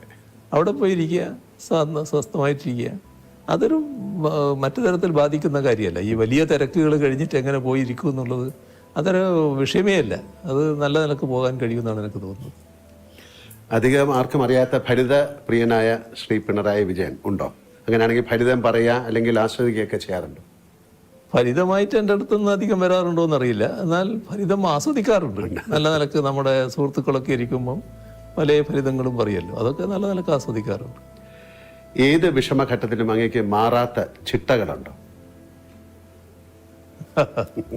അതായത് ശരി തെറ്റ് അങ്ങനെ യെസ് ഓർ നോ അങ്ങനെയൊക്കെ പറയുന്ന ഒരാളാണെന്ന് ഞാൻ കേട്ടിട്ടുണ്ട്. അത് ഏത് വിഷമഘട്ടത്തിൽ അത് മാറില്ല. അതൊരു ജീവിത രീതി തന്നെയാണ്. അതൊരു എൻ്റെ ഒരു ശൈലിയായിട്ട് വന്നിട്ടുള്ള കാര്യമാണ്. അത് ആ നിലക്ക് തന്നെ തുടരാൻ കഴിയുമെന്നാണ് തോന്നുന്നത്. ജീവിതത്തിലെ ഏറ്റവും വലിയ പ്രചോദനം എന്താണ് സാറിൻ്റെ? അല്ലെങ്കിൽ ആരാണ്? അല്ല, അതിൽ ഓരോ ഘട്ടത്തിലുണ്ടാകുന്നതാണല്ലോ. ആദ്യ ഘട്ടത്തിൽ ഇപ്പോൾ AKG ആയിരുന്നു വലിയ ഒരു പ്രചോദന ശക്തിയായിട്ടുണ്ടായിരുന്നു. പിന്നെ അദ്ദേഹമായിട്ട് നല്ല ബന്ധത്തിലായി, നല്ല ബന്ധങ്ങൾ വന്നു. അങ്ങനെ പാർട്ടിയിൽ തന്നെ നല്ല നിലയിൽ ബന്ധപ്പെടുന്ന നില വന്നു. പിന്നെ അവരൊക്കെ ഒരു അധികായന്മാരാണല്ലോ. AKG EMS എന്നൊക്കെ പറഞ്ഞാൽ നമ്മുടെ കേരളത്തിലെ അധികായന്മാരാണ്. അവരൊക്കെ ഒരു റോൾ മോഡൽസ് ആയിരുന്നു. അതിനോടൊക്കെ നീതി പുലർത്താൻ കഴിഞ്ഞിട്ടുണ്ടെന്ന് തന്നെയാണ് എൻ്റെ ഒരു തോന്നൽ. ഈ പ്രളയവും കോവിഡും പോലുള്ള മഹാദുരന്തങ്ങൾ വന്നപ്പോൾ കേരളം ശ്രദ്ധിച്ചത് അങ്ങയുടെ വാക്കുകൾ ആയിരുന്നു. അതൊരു യാഥാർത്ഥ്യമാണ്. ഉള്ളിൽ ആദ്യമായി കഴിഞ്ഞ ജനങ്ങളിൽ ഇത്രയധികം ആത്മവിശ്വാസം പകരാൻ അങ്ങേക്ക് കഴിഞ്ഞത് എങ്ങനെയാണ്? ഇത് എന്താ പ്രത്യേകത എന്ന് പറഞ്ഞാൽ അതിനൊന്നും എനിക്ക് ഉത്തരം പറയാൻ കഴിയുന്ന കാര്യമല്ല. എന്നിൽ പ്രത്യേകമായ എന്തെങ്കിലും ഒരു കഴിവ് അങ്ങനെ ഉണ്ട് എന്ന് വിശ്വസിക്കുന്ന ഒരാളല്ല ഞാനൊരു സാധാരണക്കാരൻ, ഒരു സാധാരണ നിലയിൽ ഉള്ളൊരു ആളെന്ന് മാത്രമേ ഞാൻ കാണുന്നുള്ളൂ. അതിൻ്റെ ഭാഗമായി ഇപ്പോൾ മറ്റു തരത്തിലെടുത്താൽ പല സമുന്നത വ്യക്തികൾക്കുള്ള തരത്തിലുള്ള വലിയ ഉയർന്ന വിദ്യാഭ്യാസം അല്ലെങ്കിൽ അതിൻ്റെ ഭാഗമായിട്ടുള്ള വലിയ ബൗദ്ധിക ശേഷി അതൊന്നും ഉള്ള ഒരാളല്ല ഒരു സാധാരണക്കാരനെന്ന മട്ടിൽ ഞാൻ കാണുന്നുള്ളൂ. പക്ഷേ ഞാൻ എപ്പോഴും പ്രായോഗികമായ കാര്യങ്ങൾക്കാണ് പ്രാധാന്യം കൊടുത്തിരുന്നത്. അതിൻ്റെ ഭാഗമായി ജനങ്ങളുടെ വിഷമം അതിനോടൊപ്പം നിൽക്കുക എന്നുള്ളത് എല്ലാ കാലത്തും സ്വീകരിച്ചു വന്നിട്ടുള്ളൊരു നില. സാധാരണക്കാരനായി നിൽക്കുക എന്ന് പറയുന്നത് വളരെ എളുപ്പമുള്ള കാര്യമല്ല. അത് അങ്ങേക്ക് സാധിച്ചു. അപ്പോൾ അതിൻ്റെ ഭാഗമായിട്ട് ജനങ്ങളുടെ കൂടെ നിൽക്കുക, ജനങ്ങളോട് പറയുക. അപ്പോൾ അത് ജനങ്ങൾ നല്ല നിലക്ക് അത് എടുത്തല്ലോ. എത്ര നല്ല മനസ്സോടെയാണ് സ്വീകരിച്ചത്. ഇപ്പം സാധാരണ നിലക്ക് ആ ഘട്ടത്തിൽ നമ്മൾ മനുഷ്യരുടെ കാര്യം പറയും. ആ ഘട്ടത്തിൽ ഞാനൊരു ദിവസം പറഞ്ഞു, നമ്മൾ പറയേണ്ട കാര്യങ്ങളെല്ലാം ജനങ്ങളോട് പറയായിരുന്നല്ലോ. നമ്മൾ കുടുംബത്തിൽ പറയുന്നത് പോലെ ജനങ്ങളോട് പറയുന്ന നിലയായിരുന്നു ഞാൻ സ്വീകരിച്ചിരുന്നത്. അപ്പോൾ പറഞ്ഞു ഒരു ദിവസം, പിന്നെ ഇതിൻ്റെ ഭാഗമായിട്ട് ഭക്ഷണം കിട്ടാത്ത പട്ടികൾ, മറ്റ് മൃഗങ്ങൾ, കുരങ്ങന്മാർ അങ്ങനെയുള്ളവരൊക്കെ ഉണ്ടാവും. അവർക്കൊക്കെ നമ്മൾ ഭക്ഷണം കൊടുക്കണം ഈ സമയത്ത്. അത് വലിയ തോതിൽ സ്വീകരിച്ചല്ലോ ആളുകൾ. അതിലൊക്കെയാണ് നമുക്ക് വലിയ സന്തോഷം തോന്നുന്നത്. അങ്ങനെയുള്ള കാര്യങ്ങൾ ശ്രദ്ധിക്കാൻ കഴിഞ്ഞു. അത് അവരോട് കമ്മ്യൂണിക്കേറ്റ് ചെയ്തു. ഉടനെ അതിന് പ്രതികരണം ഉണ്ടായി. അതേപോലെ തന്നെ കാർഷിക രംഗം, ഇത് നമുക്ക് വലിയ ഭക്ഷ്യക്ഷാമം അനുഭവപ്പെട്ടു പോകുമെന്ന് ശങ്കിക്കണം. കാരണം കോവിഡ് എത്രയാണ് നീണ്ടു നിൽക്കാൻ അറിയില്ലായിരുന്നു. വല്ലാത്ത പ്രയാസം വന്നാൽ നമ്മൾ ഭക്ഷ്യക്ഷാമത്തിലേക്ക് പോകുമെന്നുള്ള ശങ്കയുണ്ട്. അതുകൊണ്ട് നിങ്ങൾ വീട്ടുപറമ്പിൽ ആവശ്യമായ കൃഷി ചെയ്യണമെന്നൊരു ദിവസം പറഞ്ഞു.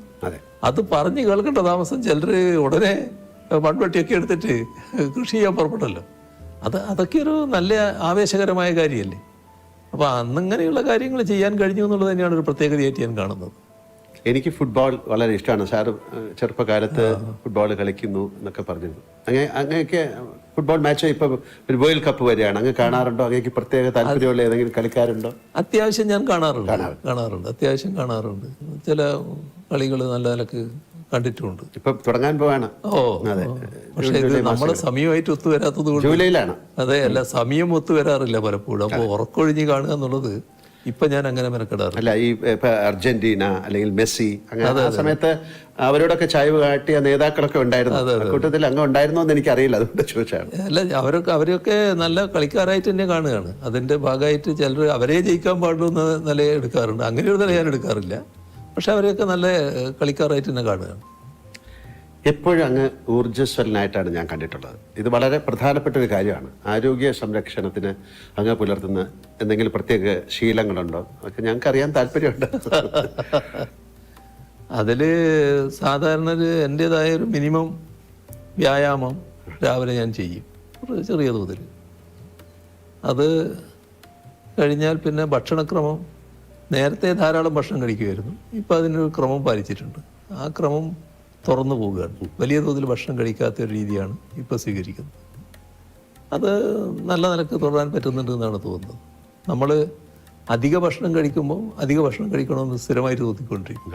അത് ക്രമീകരിച്ചാൽ പിന്നെ പ്രയാസമില്ല. അത്രയും ഭക്ഷണം മതി നമുക്ക് എന്നൊരു നില. അതിലിപ്പോൾ നല്ല സംതൃപ്തി തോന്നുന്നുണ്ട്. കഴിഞ്ഞ ദിവസം അങ്ങ് കുട്ടികളുമായിട്ട് നടത്തിയൊരു മുഖാമുഖം പരിപാടിയിൽ ഞാനത് കാണുകയുണ്ടായി.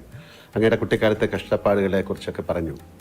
ആ അനുഭവം പിണറായി വിജയൻ എന്ന വ്യക്തിയെയും രാഷ്ട്രീയ പ്രവർത്തകനെയും രൂപീകരിക്കുന്നതിൽ സഹായിച്ചിട്ടുണ്ടോ? ഉണ്ടെങ്കിൽ അതെങ്ങനെയാണ്?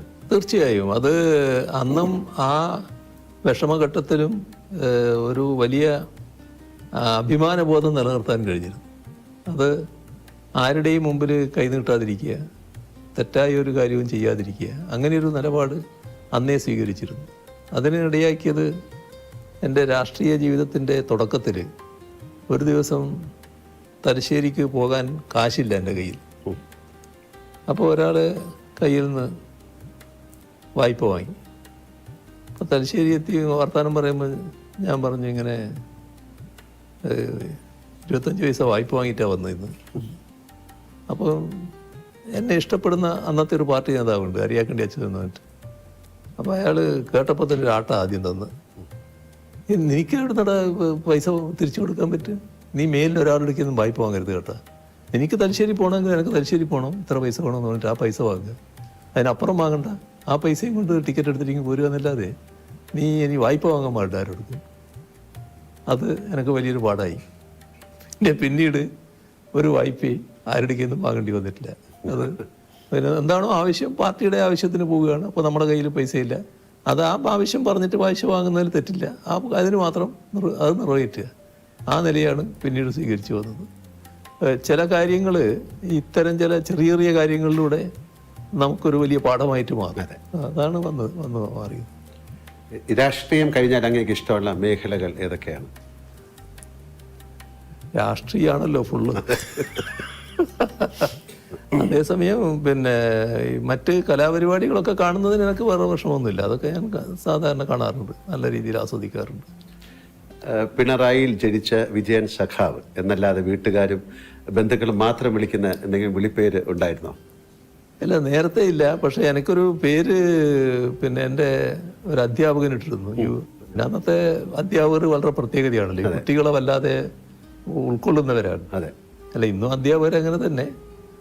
അപ്പോൾ അദ്ദേഹം ഇട്ട പേര് മുഖ്യസ്ഥൻ.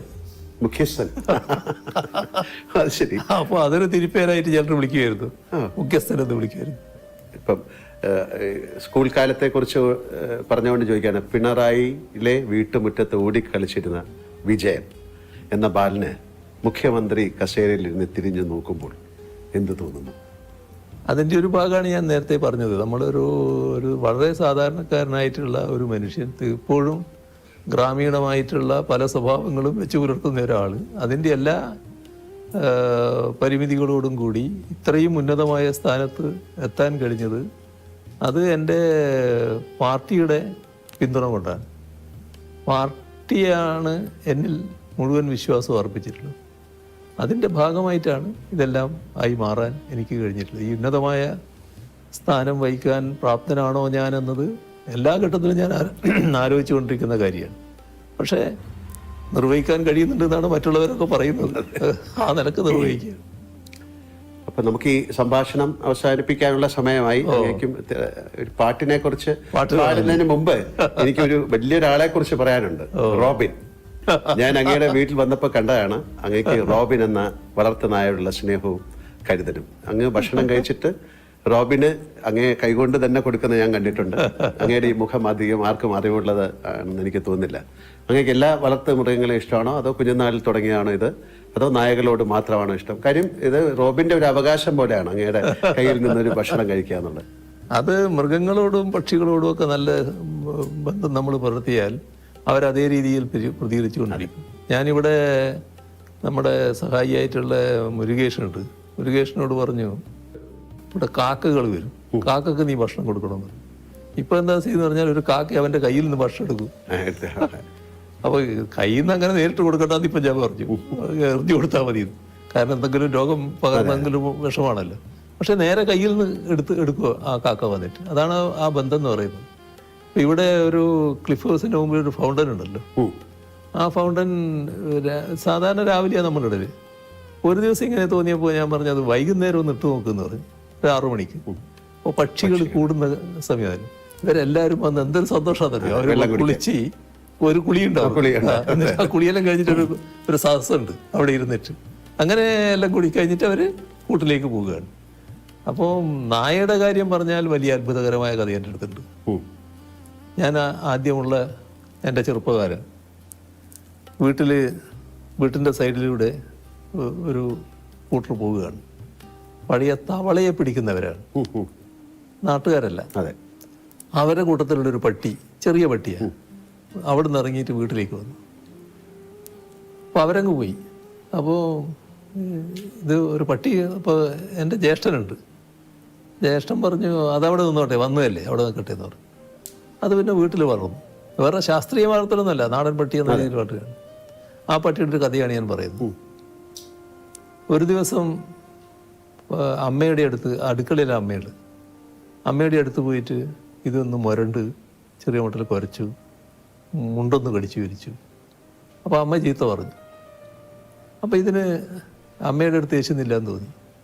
നേരെ അവിടെ നിന്ന് ഇറങ്ങി ആ വീട്ടിൻ്റെ തൊട്ട് പിന്നിലുള്ള ഒരു വീടുണ്ട്. അവിടെ ഒരു നാണി എന്ന് പറയുന്ന സ്ത്രീയുണ്ട്. ആ സ്ത്രീയുടെ അടുത്ത് പോയി ഇതേ കാര്യം അവരോട് ചെയ്തു. അപ്പോൾ അവർ കുറച്ച് പിന്നെ പോസിറ്റീവായിട്ട് എടുത്തു. ഇതൊരു പെൺപട്ടിയാണ്, എന്താ മോളെ എന്നെല്ലാം പറഞ്ഞിട്ട് അപ്പോൾ മുണ്ടിങ്ങനെ കടിച്ച് വലിച്ച് നടന്ന് ഈ വീട്ടിൻ്റെ പിന്നിലൂടെയാണ് വരേണ്ടത്. അപ്പോൾ വീട്ടിലെ അവസ്ഥ എങ്ങനെയാണെന്ന് പറഞ്ഞാൽ വീടിൻ്റെ മുറ്റം അത് കഴിഞ്ഞിട്ടൊരു പ്ലാറ്റ്ഫോം പോലെയാണ് കിണറിൻ്റെ. ആ പ്ലാറ്റ്ഫോമിൽ കഴിഞ്ഞാൽ ഒരു കല്ലിങ്ങനെ വെച്ചിട്ടുണ്ട്. അതിൻ്റെ അപ്പുറം കിണറാണ്. അപ്പോൾ വലിയ ആൾമറയുള്ള കിണറല്ല നടത്തും. ഇവള് ഈ നാണി നടന്നു വന്ന് വടക്ക് മുറ്റത്തെത്തിയപ്പോൾ കാണുന്നത് ഇവളെ മുട്ടിലഴഞ്ഞ് വരുന്ന കുട്ടിയുണ്ട്. ആ കുട്ടി ഈ പ്ലാറ്റ്ഫോം കയറിയിട്ട് ഈ ഒറ്റക്കല്ലുണ്ടല്ലോ, ആ കല്ല് പിടിച്ചിട്ട് ഇങ്ങനെ കിണറിലേക്ക് നോക്കുന്നതാണ്. പിന്നെ എന്താ പറയേണ്ടത്? അങ്ങനെ അത്ഭുതകരമായ രക്ഷപ്പെടൽ. പിന്നെ അവൾക്ക് ഈ പട്ടി എന്ന് പറഞ്ഞാൽ ഭയങ്കര ജീവനാണ്. അങ്ങനെ കഴിവുള്ള പട്ടികളുണ്ട്. ആ പട്ടി തന്നെ ഒരു ദിവസം ഞാനിങ്ങനെ സാധാരണ ആ കാലത്തൊരു ശീലം, പുറത്തു പോയാൽ ചെരുപ്പുണ്ടായാലും ചെരുപ്പില്ലെങ്കിലും, ചെരുപ്പില്ലാത്ത കാലമാണ് അധികവും, കാല് കഴുകിയിട്ടേ അകത്തോട്ട് വീട്ടിലേക്ക്. അങ്ങനെയാണ് ഒരു ശീലം. ഇപ്പോൾ ഒരു കോലായിലേക്ക് കയറുമ്പോൾ ഉള്ളൊരു വലിയ കല്ലുണ്ട്, അതിൻ്റെ നിന്ന് കാല് കഴുകി അതിന് വെള്ളം ഇവിടെ വെച്ചിട്ടുണ്ടാകും. അപ്പോൾ ഞാനൊരു ദിവസം ചെന്നപ്പോൾ വെള്ളം അവിടെ ഇല്ല. അകത്ത് പോയി വെള്ളം എടുത്തിട്ട് വന്നിട്ട് പിന്നെയും കഴുകും. അകത്ത് പോയി പിന്നെ വെള്ളവും പാത്രവും എടുത്ത് വന്ന് കിണ്ടിന്നാണ് പറയാൻ പറ്റും, കിണ്ടിയും വെള്ളം എടുത്ത് വന്ന് പിന്നെ കാല് കഴുകാനാണ് വരുന്നത്. പട്ടി വിടുന്നില്ല. പട്ടി ഭയങ്കര തടസ്സം. അപ്പോൾ എന്താ പ്യാസി എന്ന് അതിൻ്റെ പേര്, എന്താന്നെല്ലാം പറഞ്ഞിട്ട് ഈ വിളക്ക് തൂക്കിയിട്ടുണ്ട്. തൂക്കിയ വിളക്കെടുത്ത് ഞാനിങ്ങനെ നോക്കുകയാണ്. അപ്പോൾ ഈ കല്ലിൻ്റെ മേലെ വലിയൊരു പാമ്പ്, കരിവേലിപ്പട്ടാന്ന് പറയും, ആ പാമ്പിങ്ങനെ കിടക്കുകയാണ്. നമ്മൾ കണ്ടതോടുകൂടി പട്ടി പോയി. പിന്നെ ആ കാലാണല്ലോ, ഇന്നത്തെ പോലെ പാമ്പിനെ സംരക്ഷിക്കേണ്ട കാര്യമൊന്നുമില്ല, തല്ലിക്കൊന്നു. അതാണ്, അത്രയും കഴിവുള്ള പട്ടികളുണ്ട്. അതിൽ നിന്നൊരു പട്ടി സ്നേഹം ഉണ്ടായിരുന്നു പറയാം. അല്ല, റോബിനെ അങ്ങനെയോടുള്ള ഒരു അങ്ങേക്ക് റോബിനോടുള്ള സ്നേഹം. സാർ, അപ്പം വളരെ സന്തോഷം. നമുക്കൊരു പാട്ടിലേക്ക് കടക്കാൻ. അങ്ങേക്ക് പാടാൻ സാധിച്ചില്ലെങ്കിൽ വരികൾ പറഞ്ഞാലും മതി. ഞാൻ നിങ്ങൾക്ക് വേണ്ടിയുള്ള ഒരു പാട്ട് തന്നെയാകാം. അയ്യോ, ആയിക്കോട്ടെ.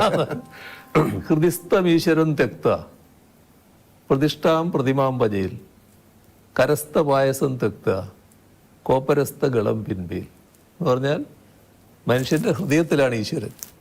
ഹൃദിസ്ഥമീശ്വരം തെക്ത പ്രതിഷ്ഠാം പ്രതിമാം ഭജയിൽ, ഈ പ്രതിഷ്ഠയുടെ പിന്നിലേക്ക് പോകുന്നത്, വിഗ്രഹത്തിന് മുന്നിലേക്ക് പോകുന്നത്. കരസ്ഥ പായസം തെക്ത, ഇതിനകത്ത് പായസമുണ്ട്, പക്ഷെ ഇപ്പുറത്തൊരു തുള്ളി വെച്ചിട്ടുണ്ട്. അപ്പൊ കരസ്ഥ പായസം തെക്ത കോപ്പരസ്ഥ ഗളം പിൻപേൽ, ഇത് നക്കാൻ വേണ്ടി പുറപ്പെടും. ഇതാകെ ചോർന്നു പോവുകയാണ്. അതാണ്, അതെന്നെ ഹൈസ്കൂളിൽ ഒരു മാഷ് പഠിപ്പിച്ചതാണ്, കേളം മാഷ് എന്ന് പറയുന്ന ഒരാൾ. ആ പദ്യമാണ്, അത് ഉപനിഷത്തിന്റെ ഒരു ഭാഗമാണ്. അപ്പൊ അതാണ് നിങ്ങളുടെ അടുത്ത് പറയാനുള്ളത്. എനിക്ക് സാർ, ഞാൻ അഭിനയിച്ച ഏതെങ്കിലും സിനിമയിലെ ഒരു ഡയലോഗ് സാറിന് ഓർമ്മയുണ്ടോ എന്നോട് പറയാൻ? അത് എന്തല്ല ദിനേശനും ദാസനും ഒക്കെ കിടക്കുന്നു. ഇപ്പൊ ഒരുപാട് സന്തോഷം. അങ്ങേക്ക് പറയാൻ എന്തെങ്കിലും ഉണ്ടോ, വേറെ എന്തെങ്കിലും? അല്ല, നിങ്ങൾ അങ്ങേ പോലൊരു മഹാനടൻ ഇങ്ങനെയും സമയമെടുത്ത് പിന്നെ ഇന്റർവ്യൂ ചെയ്യാൻ തയ്യാറായി എന്ന് പറയുന്നത് അതെ അതെ, ഒരു വലിയ സംഭവം തന്നെയാണ്. അങ്ങനെയുള്ള ഒരു സ്നേഹവും ബഹുമാനവും ഒക്കെ തന്നെയാണ് അതിന്റെ പുറകിൽ. അതെ. കാര്യം നമ്മുടെ പലർക്കും അറിയാത്ത നമ്മുടെ പരസ്പര സ്നേഹം ഇങ്ങനെ തുടരട്ടെ. ഇതേവരെ അതാരും അറിയില്ലായിരുന്നു, ഇങ്ങനെ അറിയട്ടെ. വളരെ സന്തോഷം. വളരെ നന്ദി നന്ദി നന്ദി.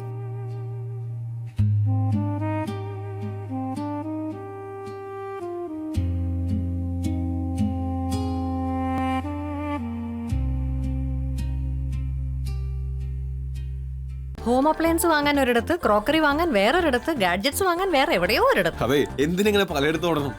മൈജി ഫ്യൂച്ചർ ഉണ്ടല്ലോ. മൊബൈൽ ഫോൺ മുതൽ ഹോം അപ്ലയൻസസ് വരെ എല്ലാം ഒരിടത്ത്, ഏറ്റവും കുറഞ്ഞ EMI.